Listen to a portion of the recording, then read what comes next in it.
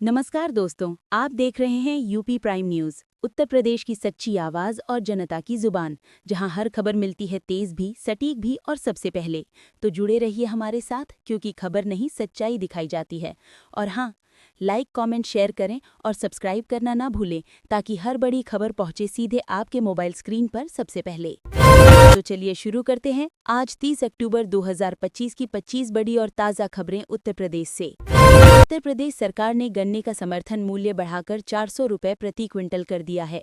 ये फैसला किसानों को राहत देने और चीनी मिलों में नए सीजन की सप्लाई को बढ़ावा देने के लिए लिया गया है। राज्य में करीब 45 लाख गन्ना किसान इससे लाभान्वित होंगे। सरकार का कहना है कि ये कदम किसानों की आय दुगुनी करने की दिशा में बड़ा प्रयास है। लखनऊ में कैबिनेट बैठक के दौरान सुगम्य व्यापार संशोधन अध्यादेश 2025 को मंजूरी दी गई है। इसके तहत अब छोटे व्यापारिक अपराधों पर जेल की जगह केवल जुर्माना लगाया जाएगा।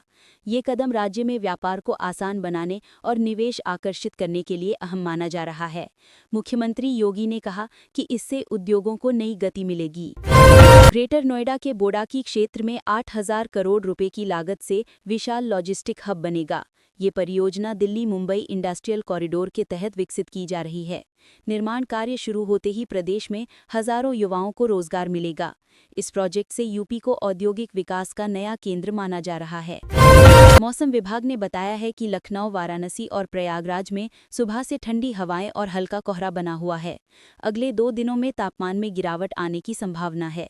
मौसम विशेषज्ञों ने कहा कि छठ पर्व के दौरान आसमान साफ और मौसम सुहावना रहेगा।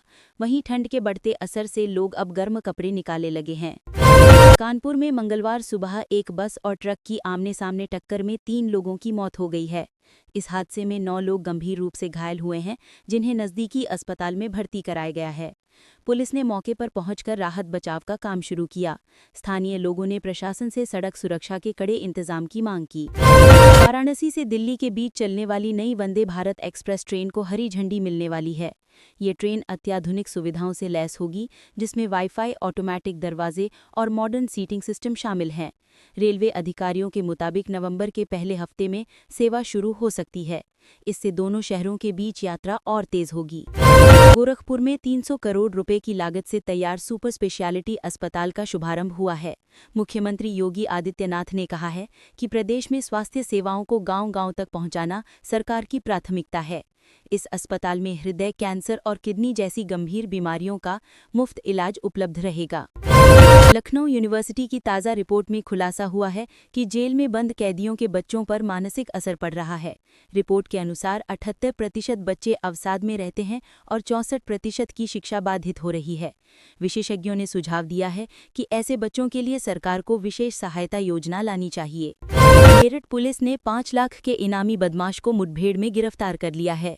आरोपी के पास पिस्तौल, कारतूस और एक चोरी की बाइक बरामद की गई है। वह कई गंभीर अपराधों में वांछित था। पुलिस का कहना है कि गैंग के अन्य सदस्यों की तलाश जारी है। आगरा के ताजमहल में विदेशी पर्यटकों की संख्या में 30% की बढ़ोतरी दर्ज की गई है। दीपावली और छठ पर्व के चलते बुकिंग में भी तेजी आई है। पर्यटन विभाग ने कहा है कि इस सीजन में आगरा में रिकॉर्ड तोड़ पर्यटक पहुंच सकते हैं। इससे स्थानीय व्यापारियों को बड़ा आर्थिक फायदा होगा। अयोध्या में भव्य दीपोत्सव की तैयारियां अपने अंतिम चरण में हैं।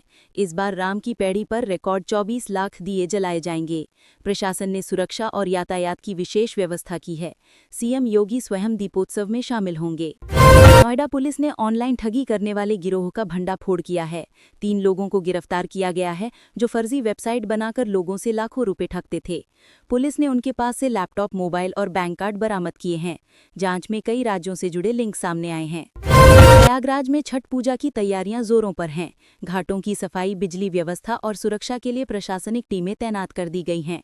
महिलाएं खरीदी में जुटी हैं और बाजारों में रौनक बढ़ गई है। नगर निगम ने स्वच्छता अभियान भी तेज कर दिया है। बरेली में डेंगू के मरीजों की संख्या 300 के पार पहुंच गई है। स्वास्थ्य विभाग ने सभी अस्पतालों में अतिरिक्त बेड और दवाओं की व्यवस्था की है। नगर निगम ने फॉगिंग और साफ सफाई अभियान शुरू कर दिया है। लोगों से घरों में पानी जमा न होने की अपील की जा रही है। लखनऊ मेट्रो ने दिवाली के अवसर पर यात्रियों के लिए विशेष पास की घोषणा की है। इस पास से लोग पूरे त्योहार के दौरान सस्ती दरों पर यात्रा कर सकेंगे। साथ ही मेट्रो स्टेशनों को आकर्षक रोशनी से सजाया जा रहा है। प्रशासन ने सुरक्षा को लेकर भी विशेष तैयारी की है। गाजियाबाद में बिजली चोरी के खिलाफ विभाग की बड़ी कार्रवाई हुई है। टीम ने 45 उपभोक्ताओं के कनेक्शन काट दिए और 12 लाख रुपए का जुर्माना लगाया। अधिकारियों ने कहा है कि अभियान आगे भी जारी रहेगा। सहारनपुर में सड़क निर्माण के दौरान मजदूरों को पुरातात्विक मूर्तियां मिली हैं। पुरातत्व विभाग की टीम ने तत्काल स्थल को सील कर जांच शुरू कर दी है। विशेषज्ञों का अनुमान है कि ये मूर्तियां गुप्तकालीन काल की हो सकती हैं। मथुरा में यमुना आरती में हजारों श्रद्धालु शामिल हुए। दीपों की रोशनी से घाट जगमगा उठा और पूरा वातावरण भक्तिमय बना रहा। प्रशासन ने श्रद्धालुओं की सुरक्षा और यातायात पर विशेष निगरानी रखी। फतेहपुर में महिला स्वयं सहायता समूहों ने दिवाली मेले में अपने उत्पादों की बिक्री शुरू कर दी है। हैंडमेड दिए, मिठाइयां और कपड़ों की खूब मांग है। इन समूहों की महिलाएं अब आत्मनिर्भरता की नई मिसाल पेश कर रही हैं। वाराणसी में प्रधानमंत्री मोदी के संसदीय क्षेत्र में 10 नई परियोजनाओं का उद्घाटन हुआ है। इसमें सड़कों, जल निकासी और सीवरेज सिस्टम के कार्य शामिल हैं। अधिकारियों का कहना है कि इससे शहर की बुनियादी सुविधाओं में सुधार होगा। ललितपुर में फसल बीमा योजना के तहत 40,000 किसानों को भुगतान जारी किया गया है। बैंक खातों में सीधे राशि भेजी जा रही है। किसान राहत पाकर सरकार की योजना से खुश नजर आ रहे हैं। मऊ जिले में बिजली विभाग ने बकायेदारों पर कड़ी कार्रवाई शुरू कर दी है। अब तक 200 उपभोक्ताओं के कनेक्शन काटे जा चुके हैं। विभाग ने चेतावनी दी है कि भुगतान न करने वालों पर कानूनी कार्रवाई की जाएगी। अंबेडकर नगर जिला अस्पताल में नई डायग्नोस्टिक मशीन लगाई गई है। इससे मरीजों को अब जांच के लिए बाहर नहीं जाना पड़ेगा। अस्पताल प्रशासन ने कहा कि इससे जांचों की रिपोर्ट तेजी से मिल सकेगी। लखनऊ में छठ पूजा के मद्देनजर गोमती तटों पर सुरक्षा बढ़ाई गई है। नगर निगम और जल पुलिस की टीमें निगरानी में जुटी हैं। प्रशासन ने श्रद्धालुओं से स्वच्छता और शांति बनाए रखने की अपील की है।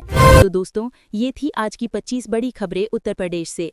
अगर आपको वीडियो पसंद आई हो तो लाइक करें, अपने दोस्तों के साथ शेयर करें और चैनल को सब्सक्राइब करें।